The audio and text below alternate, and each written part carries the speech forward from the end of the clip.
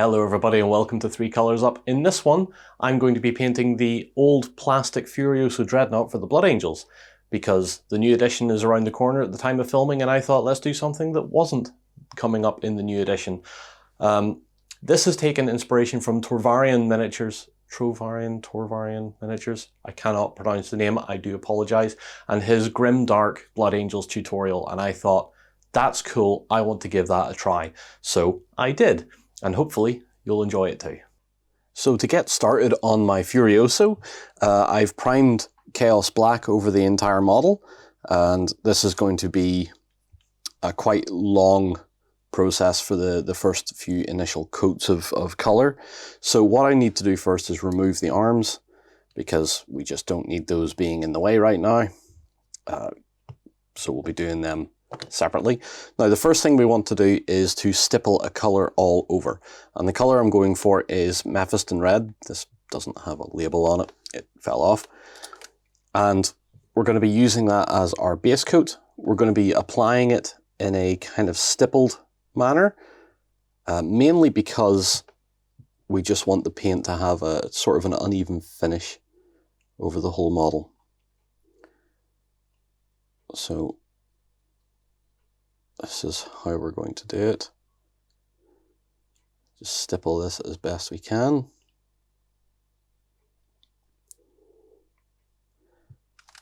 Something like that. It doesn't matter so much at this point if we go over other details, because what we can do after this is do a cleanup step where we take some Abaddon Black and just recolor any of those parts in, but it's not really necessary until we're well past painting the red onto the miniature. With our Mephiston Red down and dry, I also took the opportunity at this stage to put some decals on. So we have a Blood Angel symbol on each shoulder, and we have a number 4 down here, company number or whatever you want to think of it as.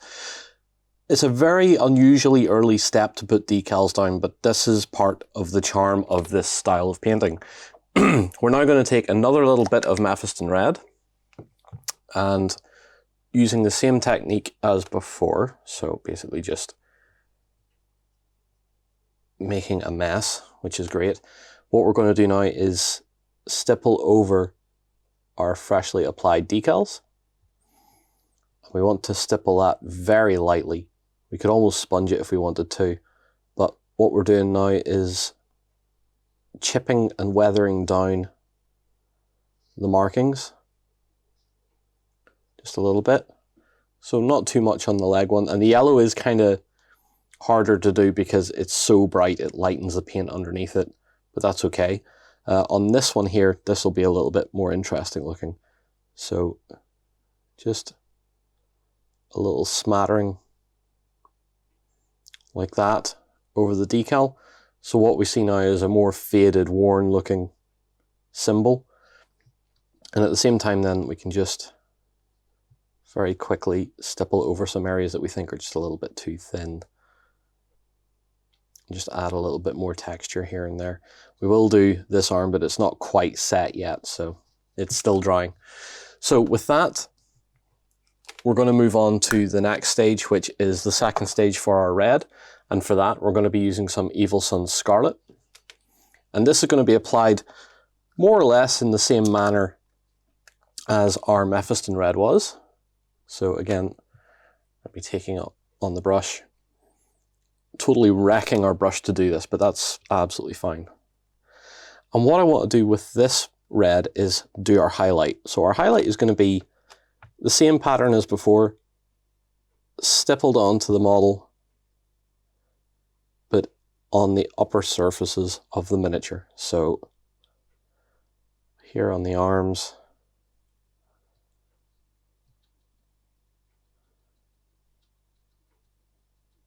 and all we're looking to do is just lighten up some of the panels, so you can see a bit around here too. And this really is a case of you can do as much or as little as you want, because it's all going to help the overall feel and the overall finish. So we'll just happily stipple away at this. just to bring up our color a bit.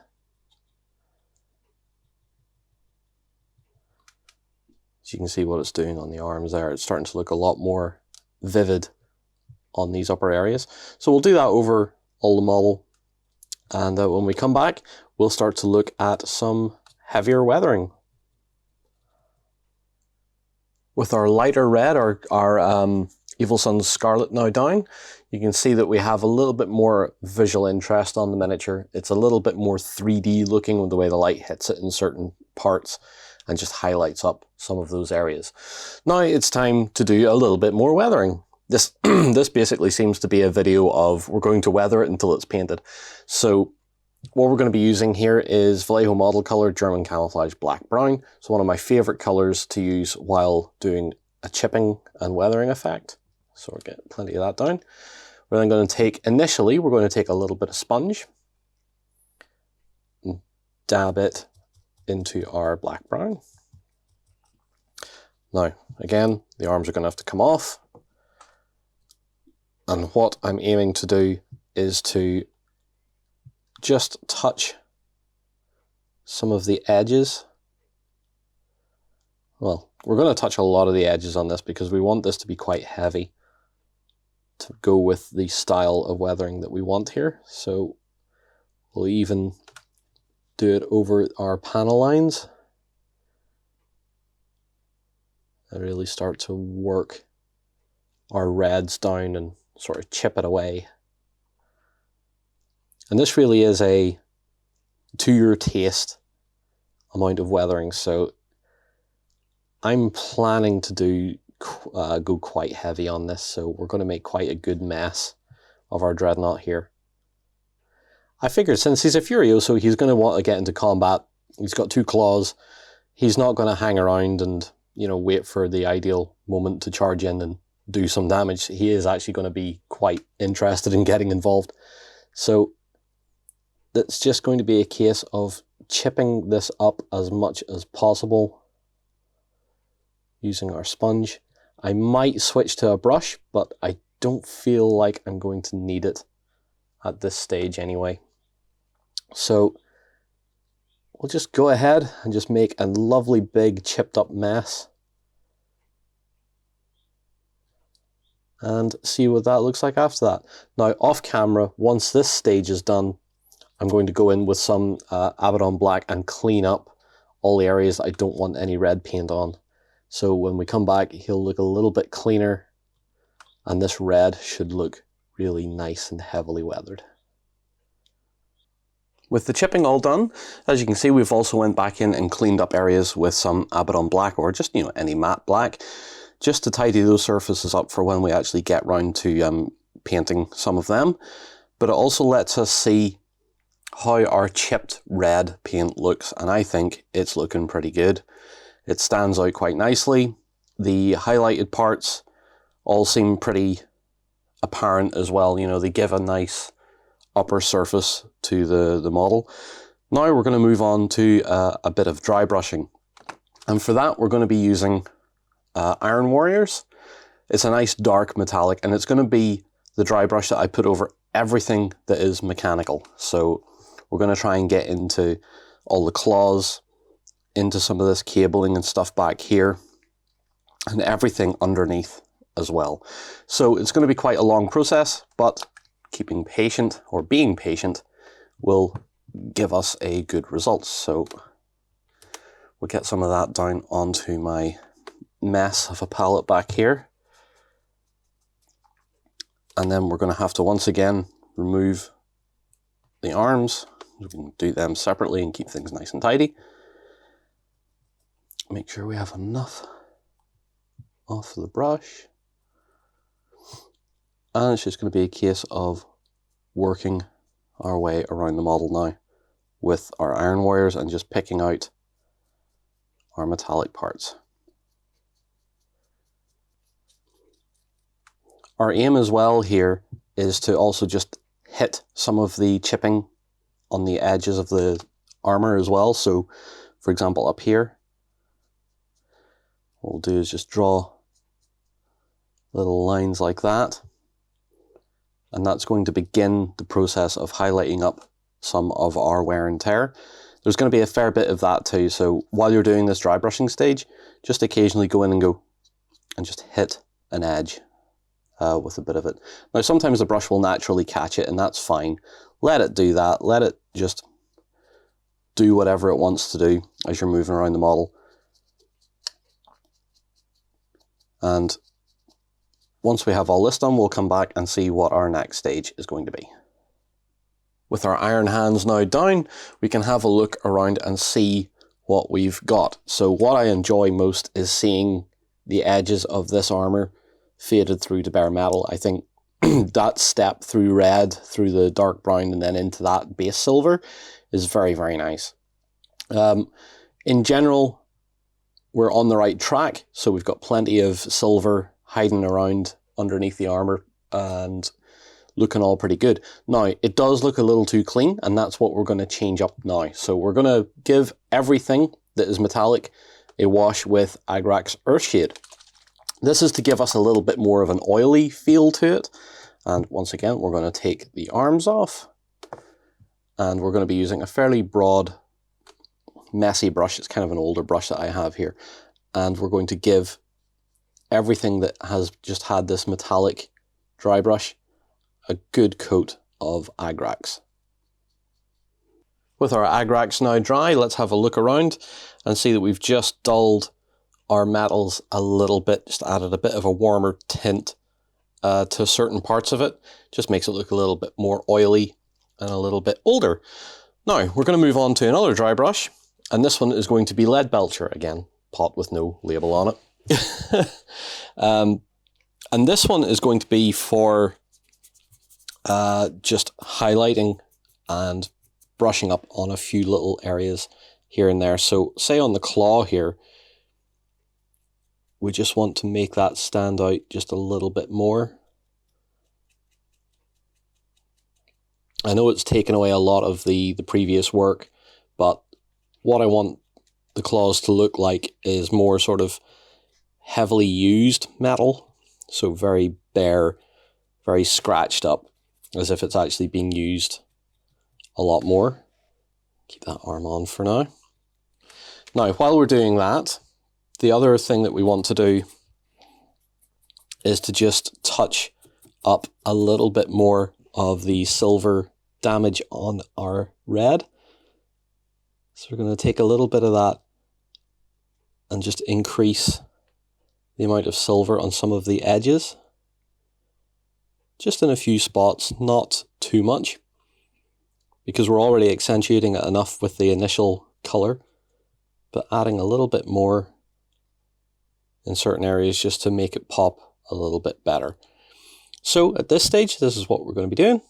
Just tidying up, just enhancing some of our weathering, getting a bit more dry brushing in, and really going a lot lighter this time as well. You see, particularly on this flamer here, we just want to accentuate some of the edges and just bring them up a little bit more. We don't want to go too far on that.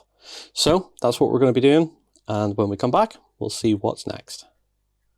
With our Leadbelcher now down, you can see just how much more that is lifting the shape of the Dreadnought up, just with that little bit of extra silver on some of the corners and the higher edges, and just a little bit well placed in the back here. So like, for instance, dry brushing just the top third of the circular objects really just brings a bit more depth and a bit more interest even to the back of the model. And the back of these old Dreadnoughts is still cool. I think they've aged really well, in my opinion anyway, and they're still quite an iconic shape as far as I'm concerned.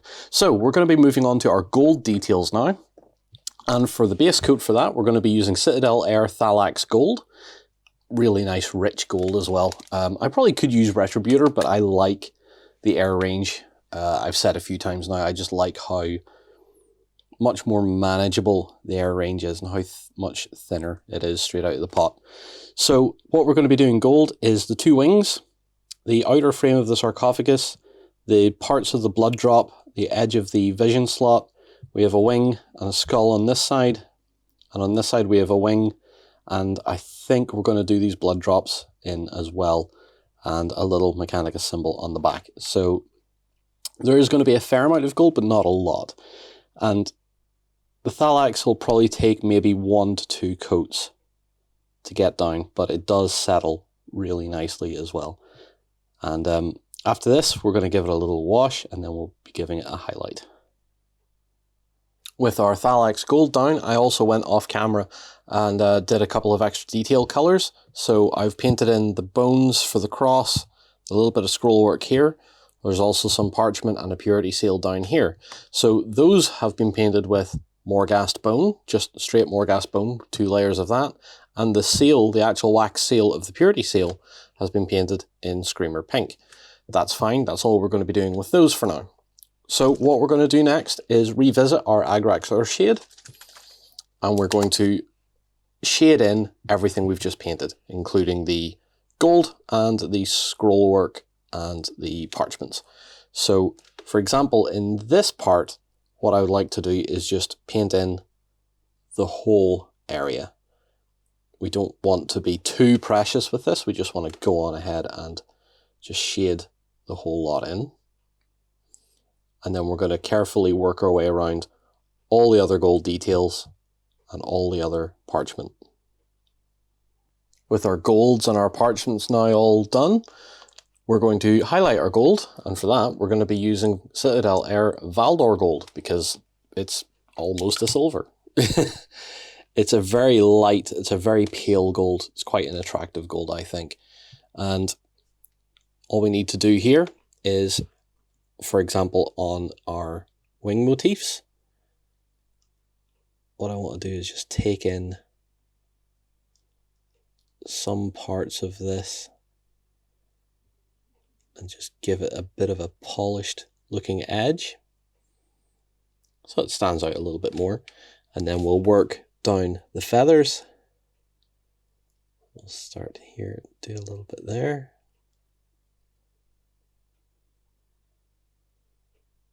And it's just going to be a case of taking our time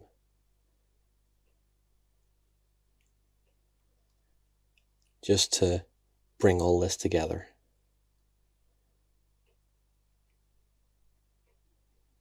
Now, for the sake of brevity, what I'm going to do off camera, once this is all done, is I'm going to take some matte white and I'm going to fill in the likes of the center of the blood drops, the center of this visor, some of the optics and sensors and stuff like that. Those are all going to go matte white because we're going to need that for the next stage, which will be to color them in. With the gold highlighted and the areas that I need to put other colors on base coated in matte white, we can now move on. So what I need to do first is explain 3 things. So, well, not really explain, just show what talk about what I'm going to do. So for the blood drops, we're going to put Flesh Terror's red over those. That'll be a nice vivid, a nice deep red. On the lenses and the sort of little sensors and stuff like that, there's going to be a mixture of Striking Scorpion green, because this is really, really bright, and some Pilar Glacier as well, just to mix it up a little bit. So sort of green and blue lenses and sensors, and keep the red entirely on our blood drops. So let's get an idea of what the blood drops are going to look like in this sort of quite arterial red, I think. So let's see here, let's get one in. And I really wanted to do these in this so that it really stands out from our 2 reds for the armor, which are almost a sort of orangey red, but I wanted the blood drops to be proper arterial looking. So let's just tidy that in as best we can. We might need to let that dry and put another coat on it later on. So that's what we're going to be doing for the blood drops. And for our lenses, let's have a look at some Striking Scorpion green first, after throwing the model across my set. Perfect, exactly what we need to do. Now, Striking Scorpion is a very bright contrast. So let's have a look at it down on this lens. Just let it like that, and that really stands out amongst all our duller colours. We're also going to put it into the vision lens up here in the middle of the sarcophagus. Alright, at this point I want to say the Dreadnought itself is done. What I've done off camera, obviously, is do all the lenses, the blood drops, and I've also gone in with a little bit of darker grey paint and done some scroll work there, on there as well, just to make sure that I have those details covered. In general, our Dreadnought is looking pretty good. I'm quite happy with the results so far, but there's a little bit more to do because I want to cover the basing as well. So for the first step of the basing, we're going to take some conspiracy theorist paint, flat earth, and we're going to base coat the base in that. So we'll be doing that, and then we have some texture paint to add, and then we have some AK Interactive products that I want to, or a product that I want to put down on the base. So we'll just get in with our flat earth and just start base coating all the terrain on the base. With the earth colour now down over the base and dry, it's time to move on to some textures. And for our texture paint, we're going to be using Greenstuff World's Ground Textures Beach Sand. It's a nice light colour.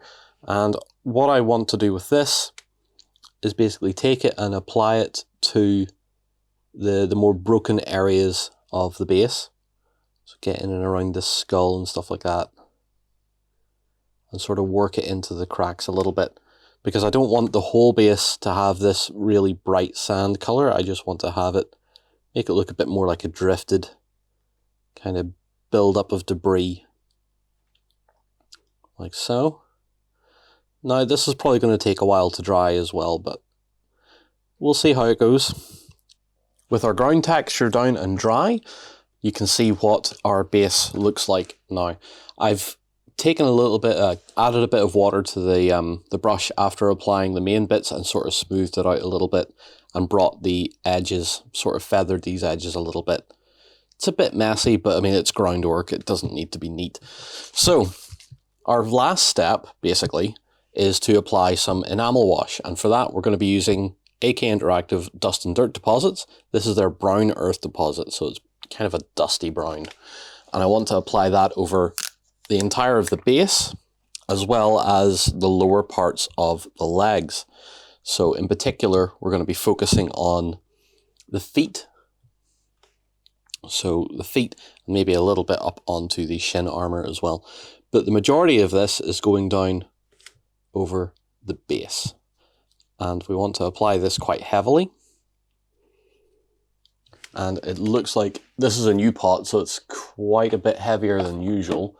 So I'm going to need to get a little bit of thinner here. So we'll put the thinner back here and just dip the brush and start to use it to spread out the material. New bottles of AK stuff tend to mix and shake up very well. So what ends up happening is that they're a lot heavier than you would initially anticipate. So that's just a reason for going a little bit lighter and then starting to, or heavier and then thinning it out a little bit.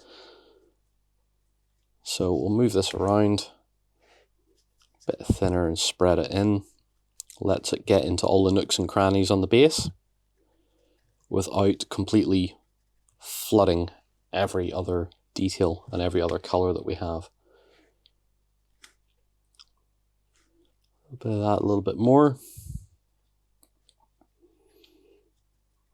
Now, let's start to spread it up and over the feet. Want to do this quite thinly as well, so we want to apply it with a bit more thinner.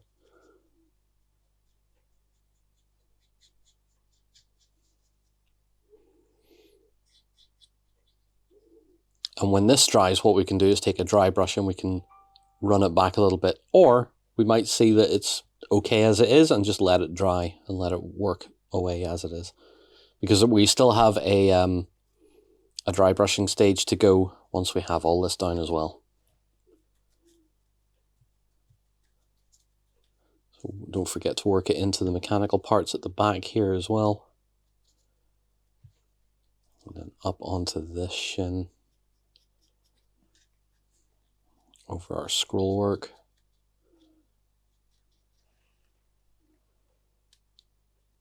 And keeping it thin like that should prevent us from needing to do any more steps to that. Cool. So, with that done, what's going to happen next is once that's dry, we're going to give it a bit of a dry brush and then paint the rim of the base, give it all a matte varnish, and that should be the model done.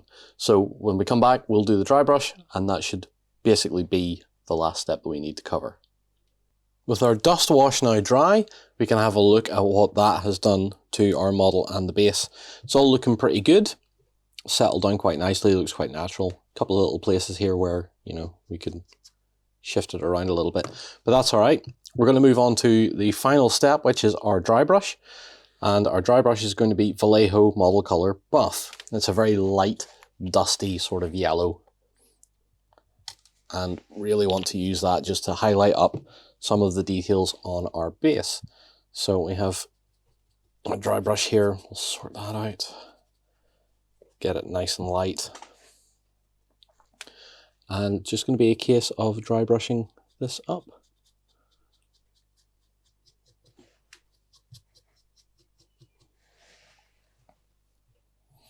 Alright, so that's all we need to do for the dry brush. The next step then is going to be give the whole model a matte varnish. We're going to be using my AK Interactive Super or Ultra Matte Varnish. Yeah, Ultra Matte Varnish. Airbrush that over the whole model and then paint the rim of the base black. And when you see the model next, it will be complete. And here we have our Blood Angels Furioso Dreadnought all finished and ready for the table. And I think, having taken inspiration from Trovarion's Grimdark Blood Angels tutorial, I think I've matched okay, but I think there's parts I would do better. But at the same time, it's all about getting something ready for the tabletop. And this is definitely table ready, I would say. It's striking, it's still very obvious, it's a Blood Angel. The weathering just accentuates the shape of the model so much nicer, so well, and I think it really stands out quite nicely. And once it's down on a tabletop with an army that is painted all similar to it, I think it'll look really good. Not quite a centerpiece model. I think a lot of people would consider a centerpiece model being something bigger, perhaps maybe a Land Raider or, you know, a Knight or a Titan or something like that, or, you know, a character, maybe Dante or something like that. In general, I like what Trovarion was doing with his grimdark style, and I really wanted to have my own swing at it. And I think I've done okay, but you can let me know in the comments, and heck, if the man himself sees this, he can throw me a comment and tell me that I'm completely wrong and that I should wait and listen for the knock of lawyers on my door for copying something. But I think we've got a really nice, really charming looking Dreadnought at the end of the day. I still like the old school style Dreadnought over the more modern ones, the Primaris ones.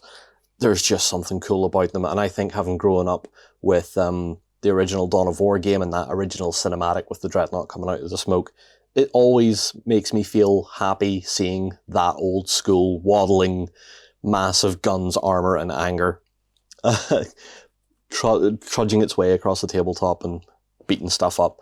And as Blood Angels were my first Space Marine army, Furiosos are always going to be in my heart in one way or another. Anyway, as always, thank you so much for watching. I hope you've enjoyed it. And until next time, take care, stay safe, and see you again very soon.